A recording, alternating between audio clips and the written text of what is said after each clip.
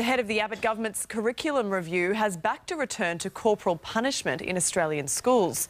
Speaking to Fairfax Radio, Kevin Donnelly said physical pain is the most effective form of discipline. Dr Donnelly, who heads up the Education Standards Institute, claims that using time-out doesn't work and allows students to avoid work. But right now, the federal government's education advisor, Kevin Donnelly, has backed calls for Australian schools to bring back corporal punishment. You might have seen this in the papers this morning.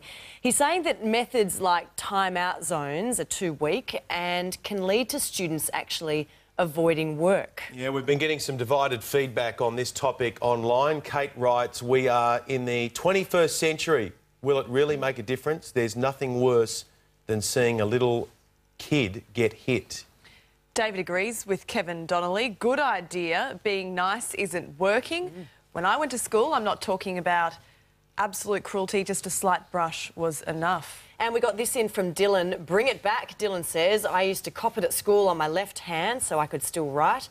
The problem is people are too soft and parents keep making excuses for their kids and why they can't discipline at home. So we'd like your feedback to keep coming in today at 9.com.au. Send us an email or you can leave us a message on Facebook or Twitter. Fordo, you were saying that you got the strap a couple of times. Yeah, many times. Oh, not many times, but probably half a dozen times. We used to either get, so a leather strap about this long, and you'd either get one if it was only a minor infringement or six of the best, as it was known, if it was tough.